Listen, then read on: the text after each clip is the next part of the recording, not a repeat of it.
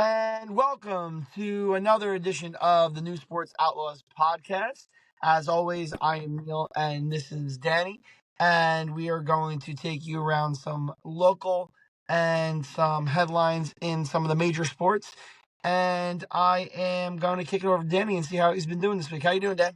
It good. I think it is really good for us that the first year we're doing this podcast that we have a New York team in a championship series for the World Series. I know in the previous years I want to say, what is it, the Giants are the last New York-ish team to be in the final game, right? I'm assuming Mets. something like that. Maybe the Rangers. We don't talk about hockey. Forget hockey. But Oh, yeah, no, Mets. it's been a while, and we Mets. get a lot. Even though New York sports in football, the Mets. Even though New York sports has kind of been in the gutter, and it still is for football. At least we get a lot to talk about the Yankees, and a lot to talk about. We get to basketball finally, which is I think both of our favorites. I would say. I'm excited to talk about it. Let's do it. Let's go. Nice. Okay. So just quickly, because this is going to be a very quick note. I'd just like to say, as a Yankee fan, that the New York Mets had a hell of a season. No one saw it coming. Now keep your hands and your thoughts off of Juan Soto, and go to the corner like the good little brother that you're supposed to be, and get away from us and let us go and worry about our World Series. Stop.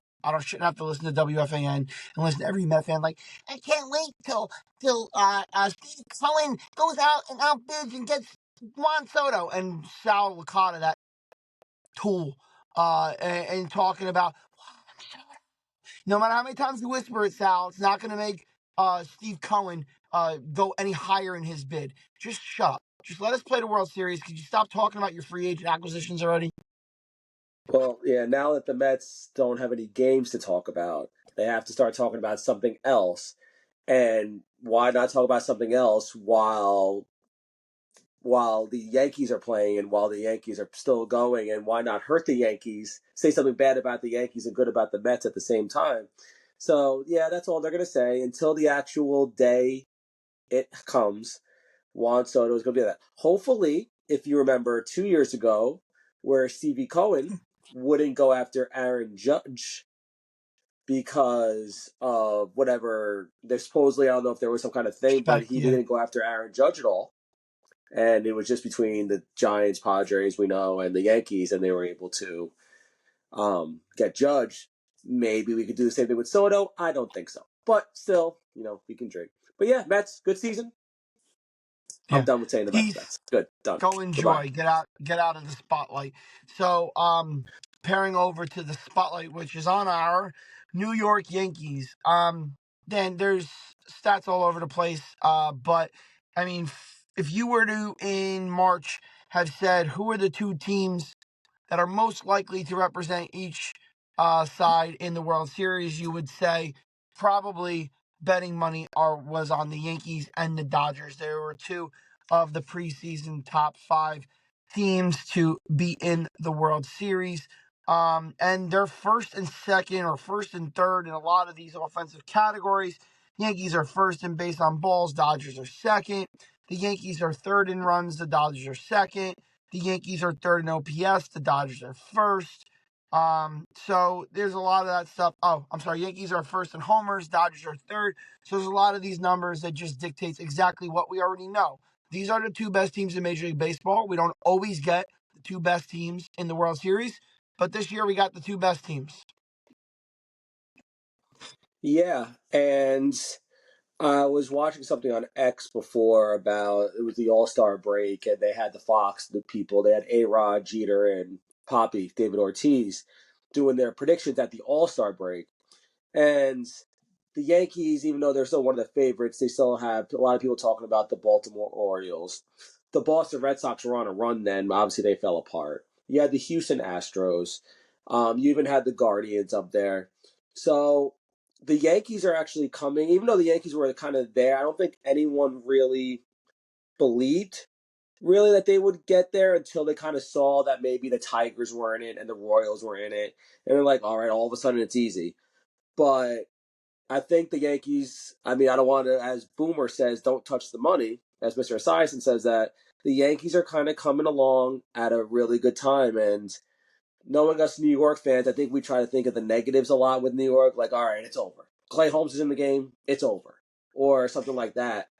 And I mean, this is really positive. I feel like positive Tommy, that all it seems like everything we've kind of done right now after game three, you would have thought after game three that it was definitely at least to the Guardians where we lost that game when we had 2 outs in the ninth inning, 2 strikes in the ninth inning. You thought it was definitely coming back to Yankee Stadium at least for a game six. And Yeah, the way we came back off of Class A in that ninth inning with the bottom of our lineup with Volpe, Rizzo, Cabrera, and for obviously for us to respond the way we did is just really good. And I have nothing, but I think that the Yankees are starting to hit their stride. And I know the Dodgers are another animal, maybe, but unlike the Mets, they don't have many lefties. And what the Yankees do well, they did yeah. not hit lefties this year. And I think all their starters, Flaherty, Bueller, and Yamamoto, are all righties. So I think we have a good shot in the series. I think we can do it. Yeah, I mean, I agreed that I didn't want to see the Mets just because they're, for lack of a better term, assiness. And I didn't want to see them for that reason. But the Dodgers are a better team than the Cleveland Guardians. But by all metrics, the Cleveland Guardian bullpen statistically was better than the Dodger bullpen. So we can score off their big four relievers, and especially Clase, who's supposed to be the best reliever in baseball. If we can score off them, I don't think we'll have a problem scoring off the Dodgers. I expect Flaherty to be his schizophrenic self. Maybe we get a good game, maybe we don't this game. Walker Bueller's not great. I'm not predicting a Yankee World Series win, but like we had discussed, we didn't want to see the Mets here. So this was the one of the two opponents that I wanted. We'll see what happens. First time since 2009 that we're here. I did look up Juan Soto numbers a little bit against the Dodgers, especially since he played them a bunch last year being on the Padres. 280 batting average last year. Home runs weren't so impressive. I think he had five. I think I tracked 5 or 6 um, throughout the year against the Dodgers. So nothing to really write home about. So just keep that in mind. And hopefully we have a very exciting series. I think you'll have a good series from Cole. I still worry about Rodon. I do. I think a strategy I was listening to on the radio today, and I think that it probably will be employed here. They're going to put Nestor on the roster, and he's going to risk injury to pitch because he wants to help the team in any way he can. I'm going to probably tell you in the game one or game two, if they need to go to Nestor, and they need to go to Nestor, especially in like a game two when Rendon's pitching. If they need to go to Nestor and he needs to give them 3 or 4 innings or 2 or 3 innings. I think he might say, "Oh, my elbow," because if they have an injury, you can replace them and get a fresh new arm. So let Nestor make the roster. Let him pitch in either a big game one or big game two, and then go out and if they take the other lefty, not Hill, but the other lefty, starts with an M. I can't remember the name's not Mesa. Mays. There you go. Um, maybe they don't put Mays on the opening roster. They let Nestor start, and then whenever they use Nestor, whether it's game one or game two, he has the injury already, so they can't say he's lying. He goes out and pitches a couple innings, gives them a big, pivotal, let's say 2 or 3 innings, and then like, thank you, Nestor, you helped us. Now we'll get a fresh arm, and we'll just say your arm hurts and take you off the roster. Um, if he is good enough to go, and I know he's injured or whatever, I would like to see him be that other lefty besides Tim Hill. Because of the main lefties that are on the Dodgers roster, like an Otani, like a Max Muncy, like a Freddie Freeman. There's a lot of lefties.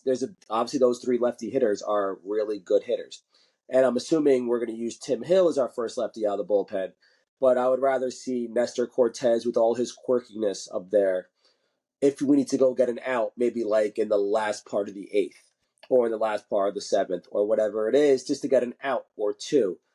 I would rather have that to see him against those lefties. Obviously, we're going to use Tim Hill first, but again, if they're up again, then I'd rather see them than I'd rather see in that case, like a Clay Holmes or a Ian Hamilton or Tommy Kahnle. And if we need a lefty out, if we got to get Ohtani out, I'm fine with 2 outs going to Nestor with 2 outs in the eighth. Go get your out so that we can bring Weaver in the ninth. So that's how I would like to see Nestor, deployed in the series. Agreed. And the next time we do our podcast, unless we have any schedule snafus, will be the night of Game 5. So we'll see. I don't think either side is sweeping this series. But Friday, Saturday, Monday, Tuesday, Wednesday. Yeah, I checked it before we came on. Yeah, no, Wednesday I night was doing math is in my head. Game 5, 8 o'clock. We usually do our podcast right around 8 o'clock. So we might be starting a podcast right around first pitch in Game 5. So there's that to look forward to. And I will do what I thought was the most important part of our podcast today. And I will bring you your NHL standings. The Rangers have only played 6 games and have as many points as the crappy New Jersey Devils. So the Rangers are 5-0-1, the Devils are 5-3-1, and the Icelanders are 2-2-2. Rangers look good. We'll see if they can finally seal the deal and get Igor a title where they couldn't get Henry a title. And that is all the time we have for hockey today. Let us move on We're going to quickly even spend before less time. Danny We're going runs to away. spend less time in the next 10 seconds. I'm going to spend 10 seconds. And for the 5 fans that are listening in New York, the Brooklyn Nets are up in their season opener, 55-51 over the Atlanta Hawks. So in the season opener, where they're going to win about 19 games this year, that they are up at half. Let's do it. Screenshot this time in your brain, and let's go.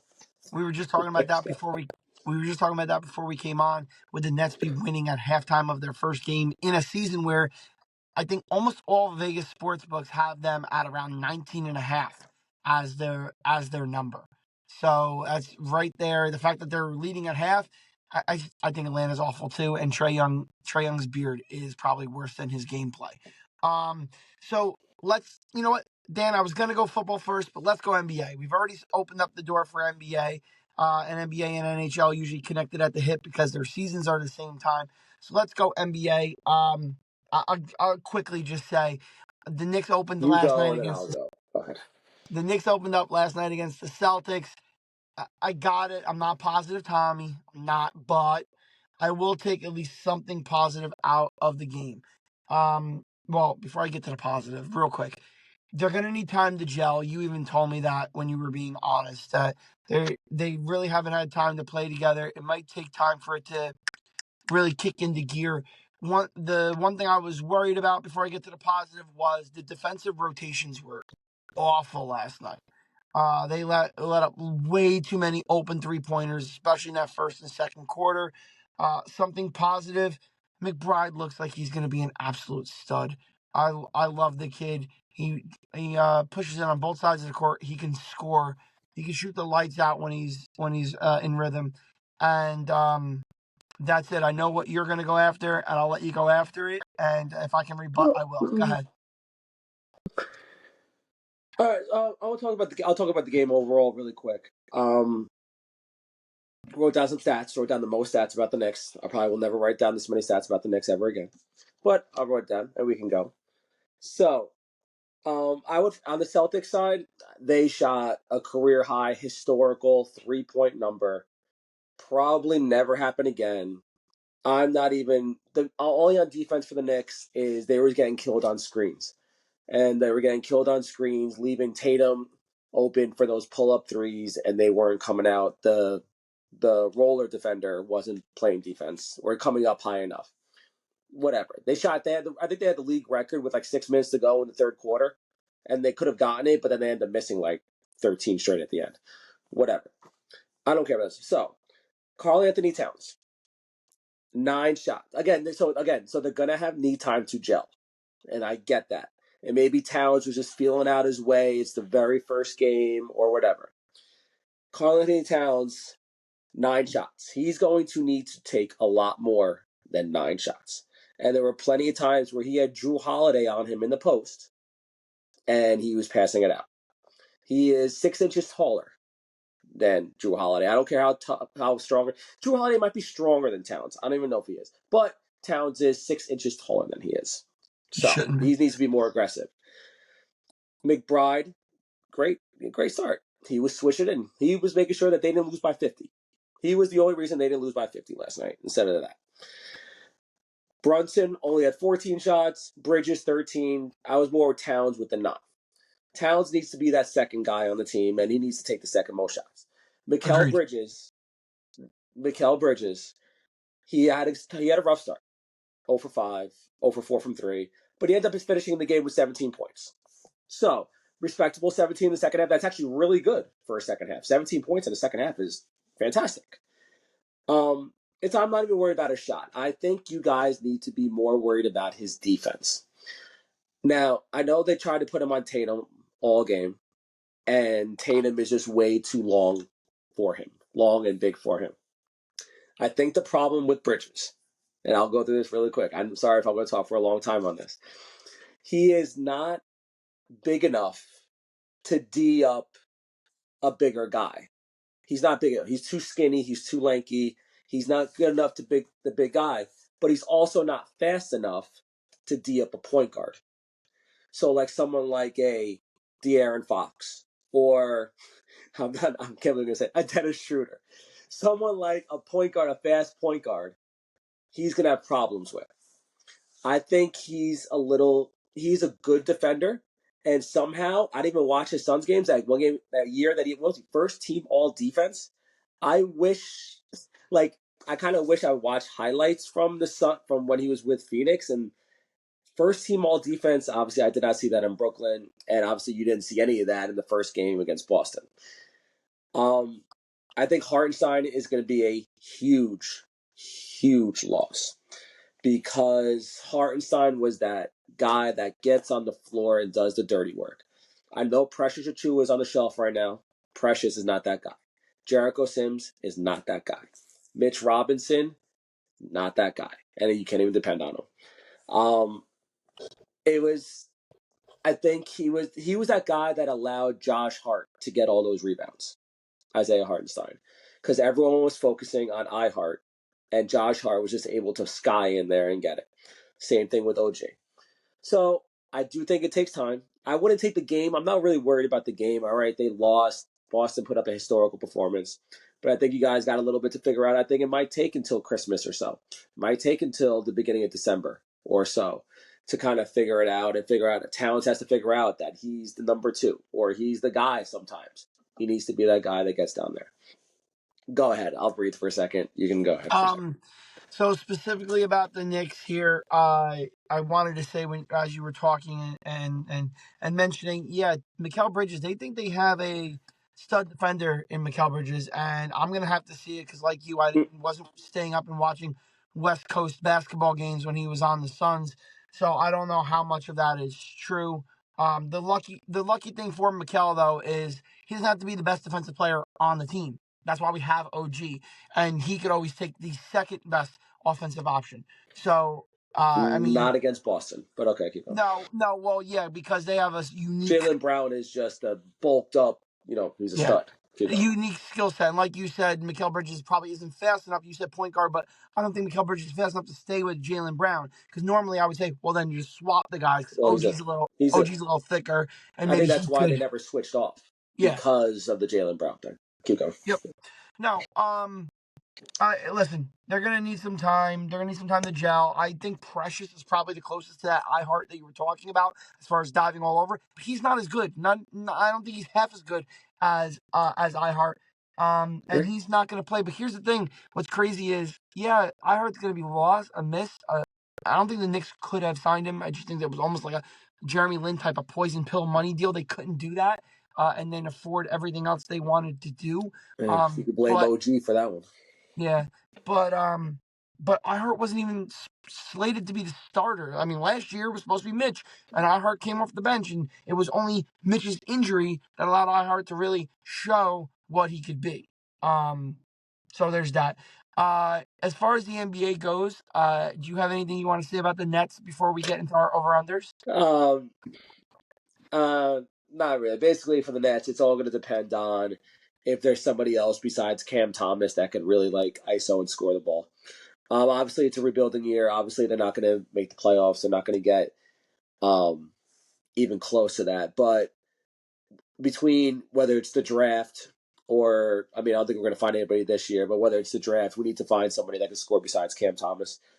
Just someone else to give the ball to. We have a lot of young guys. Just trying to kind of figure out whether it's staying with the Nets or to kind of try out for their next team, since I think most of them are on 1-year deals. So I'm going to watch the Nets because I'm crazy like that. I'm going to be one of those few fans. Me and Evan Roberts are going to be watching the Nets. I think that, and I like our coach, Jordy Fernandez. I think he's going to be a quality coach. He seems to he's had a lot of history, especially international play. International play seems to be a big thing now. And it's just a matter of, see if we see maybe if Cam Thomas is our guy. That could be the other thing, is because we haven't paid him. We never paid him this. I think yesterday was the deadline for the 2022 or 2021 class or whatever it was to get their extensions. You probably saw a bunch of extensions come through on your phone maybe yesterday. And yeah, no, it's going to see if Cam Thomas is our guy. We have Nick Claxton to see if we can build around him for the draft. I was busting your chops before we started recording that the only net player I knew was Dennis Schroeder. So you and Yeah, we I still were got. I got to take that this year. I got to say, besides Ben Simmons, we don't need to go into him. looking at some over unders. I picked about 5 that I like, and I want to let's share one at a time each. So, I like the 76ers under 48.5. They already said Embiid's going to sit a lot. Paul George is already on the shelf. They're not going to worry about the regular season. They're just going to be looking to get into the postseason. I like it. They're a postseason team. You know, if Embiid's going to play, Paul George is injury plagued. I like it. My first one I have the Lakers. I see them at over 43.5. Um, that's just over 5. That's just over 500. I mean, I know they didn't have a good year last year. They actually went 47-35 last year. And they're 43.5, right? It's still 40. You have 43.5 on yours, or Yep. yeah, I don't see. That's just saying that's 500. That's not a 500 team. I could see them go at 45, 46, 47, but I got the Lakers easily over that 43.5. Yeah, my number 2 team was the Lakers, and I'm taking them under 43.5. They're garbage. LeBron's washed. His Oh, son is jeez. terrible. His son wouldn't be on the D League, or the G League, whatever they call it we nowadays. could agree with Plus, that. Bronny James. He was not even the best player on his USC team. They're trash. I hope they choke. I want to see them at like 40-42. That's my projected record for the Lakers. Go off into retirement, you loser. All right. Next one I have is the Milwaukee Bucks. I have them under 50.5.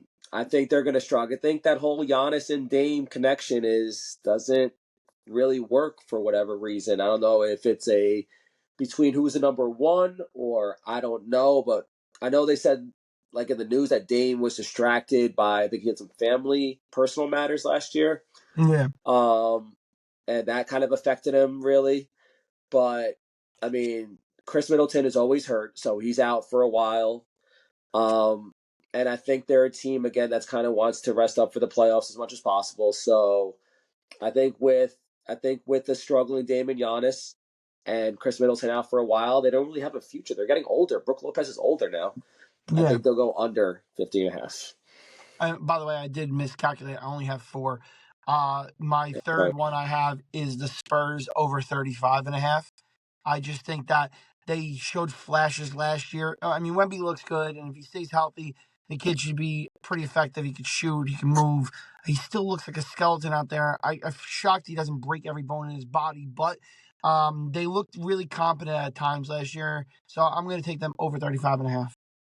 Yeah, Chris Paul there too. So that'll help him out. That'll help him out over there too. So I have. This is kind of surprising. I think people are high on this team because John Moran is coming back, but I have the Memphis Grizzlies under 46.5. You have the opposite, of course you do. I he's It's been a while since he's played, and I know they have Zach Edey now. I know they have Jack. Of course, yeah, I know they have Gigi Jackson, Jaren Jackson also. Marcus Smart's over there. Maybe he's looking all right.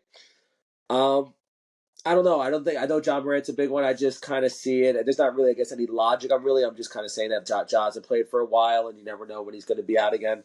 I'll go under 46.5. You know what we'll do? We'll put up a post on Instagram, showing the four because we have two that overlapped. We did no research together. We did our own independent research, and I picked four over unders that I liked, and two of them overlap with you. I have Memphis over 46.5.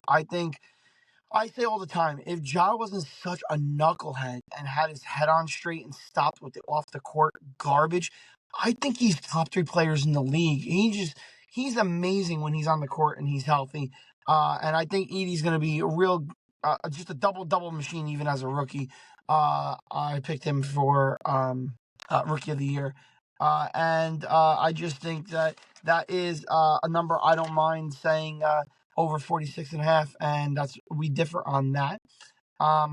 Danny, one thing we're not going to differ on, Danny, is as we move over to our football teams in this area, is that they're both garbage. I told you, and it's no surprise. My notes this week, usually I've had a full page notes for both teams. The Giants, we suck. How many losses do we need for the second or third pick? The Jets are going to jet and find ways to disappoint their fans. Those are literally the notes I took for both of these teams. They're just a dumpster fire. I can't get on you or knock you for the Giants' effort, especially in a division game at home where Saquon Barkley is coming back, or he came back home. Yeah. You would think that they want to make some kind of at least statement or something. And I know it was bulk of it. I kind of wrote it down too. It was a lot of bulk runs. So he ended up having 17 carries for 176 that I wrote down. But I mean, the bulk of it. So he had three carries that were really big runs. So he had the three carries for 134, and the bulk was 14 for 42. I know it's not really saying much, but I mean, he went. It was a bulk of his carries, but for their defense, you're hearing a lot about Tay Banks giving up on plays. Yeah. And just Malik Neighbors. It was kind of the first time he showed a little bit of anger and disappointment when basically they asked him like what happened, and he's basically said, "I don't know, I'm open," and he kind of just gave one of those like, "I'm open, I can't throw the ball to myself" kind of thing. So that's not a good sign when now the team is kind of around him is showing a lot of anger towards, I guess, obviously Daniel Jones, really. And there's really, I try normally because I knew you were going to go negative, I would try to think of something positive, but last week wasn't that week. How about this? Something to at least not positive, but look forward to for both teams. Or at least not to look forward to, but something to keep an eye on. When did the Giants pull Daniel Jones? Because we all know that he has that clause in his contract that if he gets injured, he gets a guaranteed $23 million or something like that next year. And for the Jets, does Hassan Reddick make any difference on defense? Their defense has not looked as good as it's been in the past. Although a lot of us have now said they're overrated. Does Hassan Reddick make any type of difference for them? So those are the two things that I'm looking ahead and focusing on for those two teams.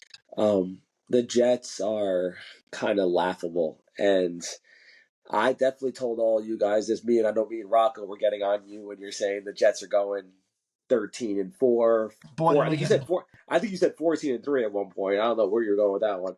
12-5. Okay. But they just a team that they were up 15-6. I remember we were both watching that game, and they were up 15-6. I think we ended up both going to sleep. And next thing you know, we wake up, and they lost 37-3. 15 They to didn't score a the point. Russell Wilson first start Pittsburgh Steelers. Yep. And Devontae Adams did absolutely nothing. Maybe that was a first game thing. Brees Hall did okay. He had a lot of receptions that game. But Najee Harris ran over the ball, ran all over them, and they got a lot of bulk plays, chunk plays with George Pickens, with Yep. Russell Wilson throwing to Pickens.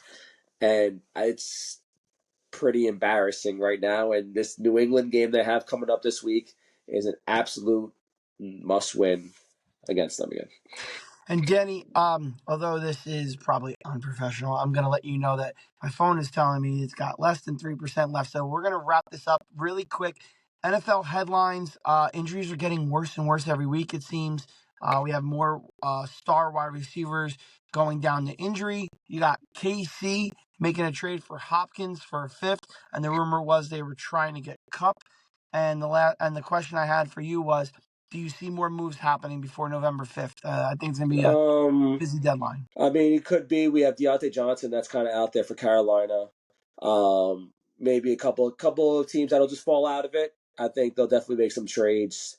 It'll be more to kind of see if they can kind of get all the assets from those bad teams out Like from there and like a Max Crosby, like a Crosby too. Yeah. Yeah. Okay. I'm just gonna say thank you everybody for following us. We're up to close to almost 400 followers on Instagram, which I'm pretty proud of, and we're trying to put as much content out as we can. We usually do at least anywhere from 2 to 4 posts a week, so we're gonna try to keep that up. We're trying to give you a reel or two later in the week to go along with our picks. And Danny, go ahead. All right. Yeah. Again, guys, good thing. It's great we're getting new subscribers and followers. That's fantastic. Try to comment on some of those reels. Try to comment on the game picks. Try to comment on the actual long podcast if you're able to watch it, which is fantastic. We're going to keep posting at least, again, twice, 3 times a week. And we love that you watch us, and we love the new followers that we're getting. So until next time, I'm Danny. This is Neil, signing off.